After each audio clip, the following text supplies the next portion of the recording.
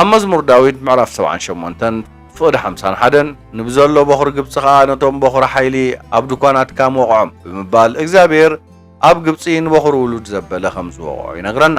ከም ብተወሳኺ ፋጥ ዝተባህለ ድሕሪ ሚስራይም ዝተወልደ ውላዱን ነይርዎ እዩ። ፋጥ ዝብል ስም ቅርፂ መሬት ዝብል ትርጉም ዘለዎ ኮይኑ ነቶም ኣፍሪቃ ዘለዎ ሃደንቲ ህዝቢ ድማ ይውክል። ፋጥ ኣቦቶም ጸለምቲ ሊብያውያንን ካልኦት ብዙሓት ኣፍሪቃውያንን እዩ።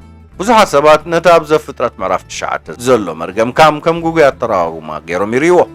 ኣብዚ ምዕራፍ ኖህ ሰኺሩ ጥራዩ ምስ ኮነ ከም ወዱ ከምቶም ካልኦት ኣሕዋቱ ኣብ ክንዲ ዝኣልዮ ነቲ ጥራይ ዝነበረ ኣካሉ ርዩ ከም ዝሰሓቖን ዘከሻመሾን ንርኢ።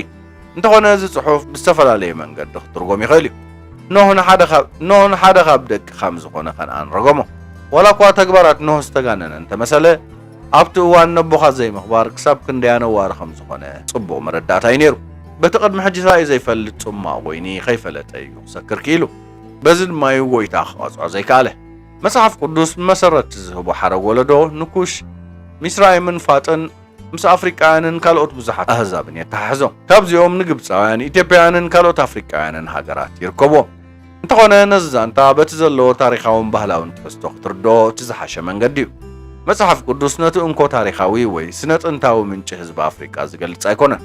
ምሁራን ታሪኽ ካብ ዝተፈላለዩ መዳያት ማለት ቋንቋ፣ ጀነቲክን ኣፋዊ ታሪኻትን ብምምርማር ነቲ ዝተሓወሰ ታሪኽ ደቂ ሰብ ናብ ሓደ ከምፅዎ ፂዕሮም እዮም። ብዛዕባ ሕሉፍ ዘለና ኣፍልጦ እናተቐያየረ ይመጽእ ብምህላው ቀንዲ ዳህሳስን ዝርርባትን ብምክያድ ንመበቆል ስደትን ባህላዊ ምዕባለታት ኣፍሪቃውያንን ጸለምቲ ኣህዛብን ዘለና ርድኢት ከነማዕብል ንኽእል። በታ መጽሓፍ ቅዱስ ተጻሒፉ ዘሎ መሰረት ብምግባር ህዝቢ ኣፍሪቃ ዝተረግመ ህዝቢ ኢልካ ምድምዳም ጉጉያት ተረዋግማን ርድኢትን ዝህብ እዩ። እታ መጽሓፍ ቅዱስ ተረጊሙ ዘሎ ሰብ ከነኣን ወዱ ንካብ እምበር ንብሙሉእ ህዝቢ ኣፍሪቃ ዝውክል ኣይኮነን።